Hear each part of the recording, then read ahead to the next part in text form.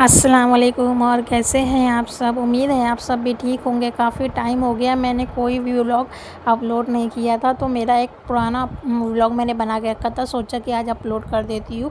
कभी कभी आपके कुछ बिज़ी शेड्यूल्स हो जाते हैं या आपका मूड ऐसा हो जाता है कि कुछ करने या कुछ बनाने का मन नहीं करता, तो अभी फ़िलहाल कुछ दिनों से ऐसा ही हो गया था, लेकिन अब डेली व्लॉग्स में डालूँगी इंशाल्लाह। तो देखिए सुबह हो गई थी और ये पहले का व्लॉग है, तभी बारिश कितनी तेज़ तेज़ हो रही थी। मुझे लगता है ये आई थिंक एक हफ़्ते पहले का मैंने शूट किया था। अभी तो फ़िलहाल बारिश काफ़ी बंद हो गई, कम ही हो गई है। तो बारिश का मौसम था और गर्मा गर्म डोसे नाश्ते में मैं बना रही थी। मैं डोसे का जो बैटर है घर ही पे बनाती हूँ। घर पे बनाना बहुत ही आसान है, बस आपको पता होना चाहिए कि सही क्वांटिटी कितनी होती है चावल और उड़द दाल की। तो है ना, मैंने उसे रात में ही भिगा दिया था, तो देखिए कितना अच्छा बैटर बन जाता है। कभी भी आप बनाएं तो याद है कि इसमें थोड़ा सा मेथी दाना ज़रूर ऐड कर लीजिए बैटर में। और साथ ही साथ मैंने आलू का मिक्सचर भी बना दिया था। हमारे घर डोसा है ना, बिना आलू और बिना चटनी के कभी कोई नहीं खाता है, तो वो मस्ट कंपलसरी।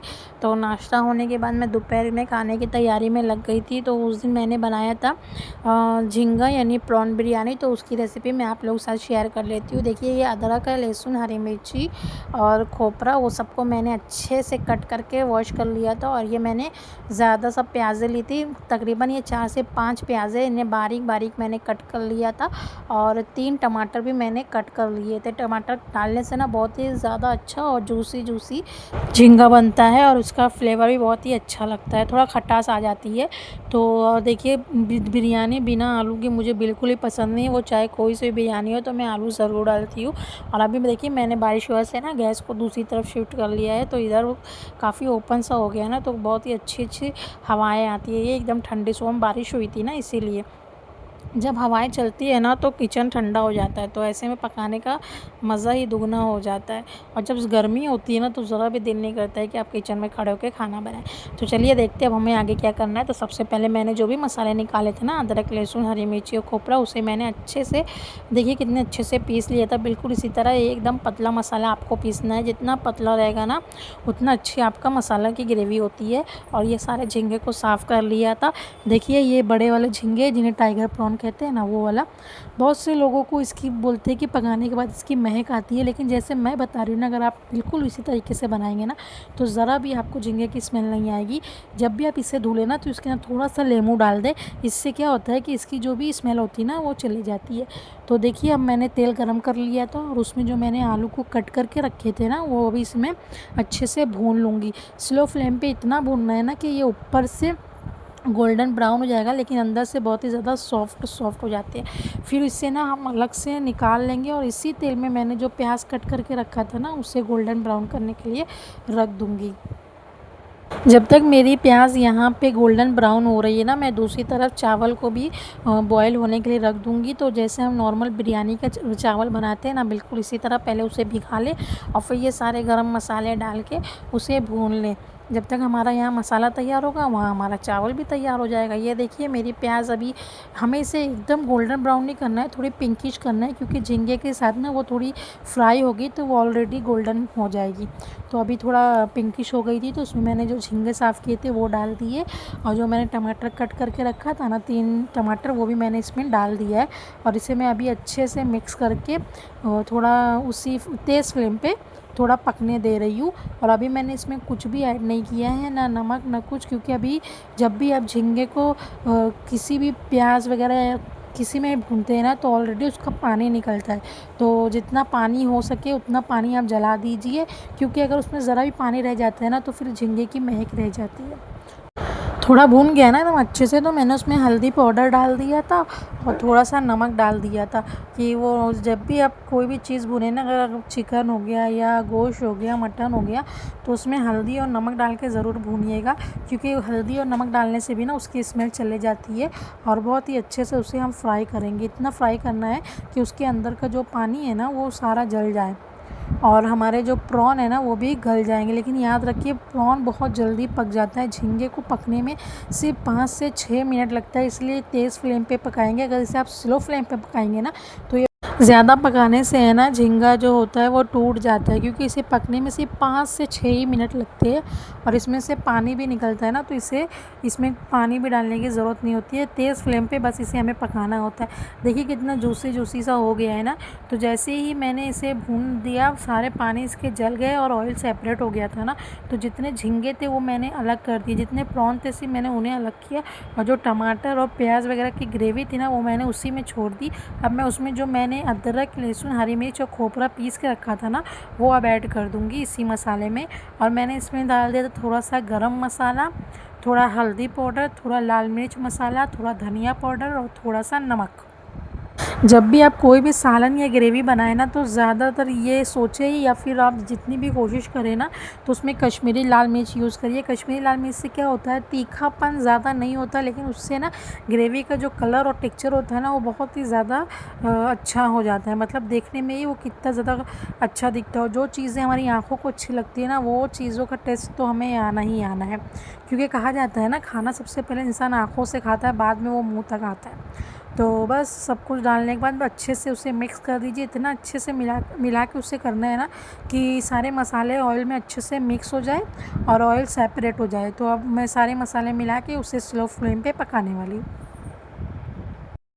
जब मसाले अच्छे से भून गए थे ना और ऑयल सेपरेट हो गया था तो मैंने इसमें दही डाल दिया था। दही डालने से ना जो झींगा होता है या फिर किसी भी ग्रेवी में अगर आप दही का यूज़ करते हैं ना तो उसमें थोड़ा खट्टापन आ जाता है और थोड़ी थिकनेस आ जाती है। लेकिन याद रखिए जब भी आप किसी भी मसाले या ग्रेवी में दही का यूज़ करें, या तो उसे पहले से मिला लें या तो फिर डालने के बाद फटाफट उसे चलाते जाए, क्योंकि अगर आपने डायरेक्ट दही डाल दिया और चलाया नहीं तो दही फटने से ना पूरा मसाला ख़राब हो जाएगा। उसके बाद देखिए मैंने थोड़ा सा पानी डाल दिया था। अब मैं इसे स्लो फ्लेम पे 5 से 6 मिनट पकने के लिए रख दूँगी और ये उस टाइम तक पकेगा जब तक इसका ऑयल सेपरेट ना हो जाए। देखिए इसके ऑयल सेपरेट हो गए ना, तो जो मैंने इसमें फ्राई किए हुए पोटैटो थे वो डाल दूँगी, क्योंकि वो ऑलरेडी 70% समझो पक ही गया था, सिर्फ इसे 30% पकाना है, तो इसलिए मैं इसे अभी डाल देती हूँ। और देखिए जो मैंने प्रॉन को सेपरेट किया था कितने अच्छे से वो गल गए हैं। ये इस शेप में आ जाना चाहिए। अगर आपने ज़्यादा इसे फ्राई किया ना तो वो टूट जाएंगे। और ये देखिए मैंने चावल मिक्स करने के लिए जो मैंने चावल भून लिया था बिरयानी के लिए, उसमें डालने के लिए मैंने थोड़े से कलर को दूध में मिला के रखा था और कोतमीर पुदीना कट कर लिया था। ये देखिए एक तरफ मेरे मसाले तैयार है, दूसरी तरफ मेरे चावल भी तैयार हो गए थे। अब मैं राइस को है ना लेयर डालना है, तो लेयर के हिसाब से पहले मैंने इसके ऊपर जो मैंने कलर मिक्स करके डाला था वो डाल दिया। और ये देखिए कितने अच्छे से मेरी ग्रेवी तैयार हो गई है। अगर आप चाहें तो सिर्फ इसी ऐसी ही ग्रेवी बना के रोटी या चावल के साथ भी खा सकते हैं, क्योंकि बिरयानी और झींगे में जो मतलब जो झींगे की बिरयानी होती है और जो झींगे का हम ऐसा नॉर्मल ग्रेवी बनाते हैं दोनों सेम ही तरीके से बनता है। तो देखिए अब मैंने ऊपर से 4 से 5 मिर्ची भी कट करके डाल दी थी। तो अब मैं फटाफट मिला लेती हूँ। मैंने ना लेयर बाय लेयर मिलाया था, मतलब पहले चावल में सब कुछ डाल के फिर आधे चावल को हाफ़ हाफ़ कर लिया था। उसके बाद मैंने झींगे डाल के फिर चावल की लेयर लगाई थी। तो बिल्कुल आप भी इसी तरीके से बनाइएगा। इतने ज़्यादा टेस्टी बनते हैं ना कि अगर आपने इस तरीके से बनाया और सामने चिकन बिरयानी रख दी ना तो देख लीजिएगा लोग प्रॉन बिरयानी खाना ज़्यादा पसंद करेंगे, क्योंकि जो रेसिपी मैंने बताया है ना इसी तरीके से बहुत ही ज़्यादा सिंपल और बहुत ही ज़्यादा टेस्टी तरीके से बनते हैं। अगर आप चाहें तो ये प्रॉन की जगह मछली के भी यूज़ कर सकते हैं। आज मैं आपको कभी ना फ़िश बिरयानी की रेसिपी भी ज़रूर शेयर करूँगी, क्योंकि वो भी बहुत ज़्यादा टेस्टी बनती है। और देखिए जब मैं सब कुछ मिला लिया तो मैंने ऊपर से थोड़ा सा देसी घी डाल दिया था।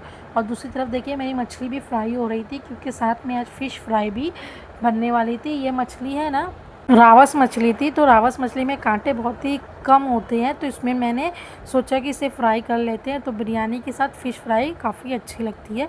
तो देखिए सब कुछ बन गया था, मैंने इसे दम पे रख दिया था और फटाफट मैंने किचन को सबसे पहले क्लीन कर लिया था, क्योंकि जब किचन क्लीन कर लेती हूँ ना तो आधा काम डन हो जाता है। चलिए अभी टेस्ट करके बताती हूँ कि कैसी बनी थी झींगे की बिरयानी, मतलब प्रॉन बिरयानी। ये देखिए कितने ज़्यादा देखने में ही आपको लग रहा होगा ना कि मुझे बताने की ज़रूरत ही नहीं पड़ना चाहिए कि कितनी ज़्यादा टेस्टी बनी थी। सारे चावल देखिए खड़े खड़े, एक भी चावल टूटा नहीं था। तो खा पी के भी आराम ही कर रहे थे कि हमारे घर एक मेहमान आ गए। अभी हमारी आंटी आई थी, ये देखिए उनका न्यू फैमिली मेम्बर है। माशाल्लाह ज़रूर बोलिएगा कितना ज़्यादा खूबसूरत दिख रहा है। देखने में नहीं बल्कि आपको पता है सच बात है, एक जानवर हो चाहे इंसान हो, लगाव सबको एक दूसरे से हो ही जाता है। इसलिए देखिए कितन मतलब ये रो रहा था कि आवाज़ निकाल रहा था, लेकिन जैसे ही कॉल पे बात करके सामने आवाज़ सुना ना, ये बिल्कुल चुप हो गया। मतलब एक जानवर भी अपने मालिक को पहचानता है। इसीलिए तो कहा जाता है कि जानवर के जैसे वफ़ादारी इंसान कभी नहीं कर सकता है। तो बस वो अभी वो चले गए थे, फिर शाम में ना हमारा बाहर जाने का प्लान हो गया था। तो मैं और मेरे ननद और हस्बैंड हम सब निकल गए थे थोड़ा बाहर आउटिंग के लिए।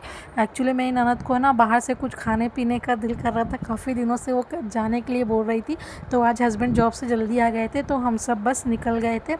तो देखिए हम पास ही में गए थे, ज़्यादा दूर नहीं था, हमारे घर से 10 से 15 मिनट की दूरी पे था। जो भिवंडी के लोग होंगे वो समझ गए होंगे कि हम कहाँ गए हैं। अगर आप भिवंडी से हैं और आप इस जगह पे जा चुके हैं तो मुझे कमेंट करके ज़रूर बताइएगा कि मैं कहाँ पे गई हूँ। तो वहाँ पे जाके हमने हल्का फुल्का सा ऐसा स्नैकिंग वगैरह किया और फिर घर आ गए थे। नेक्स्ट व्लॉग में मैं आप लोगों को ज़रूर बताऊँगी कि वहाँ पे जाके हमें कैसा लगा और हमने क्या क्या खाया था। चलिए फिर मिलेंगे, अल्लाह हाफिज़।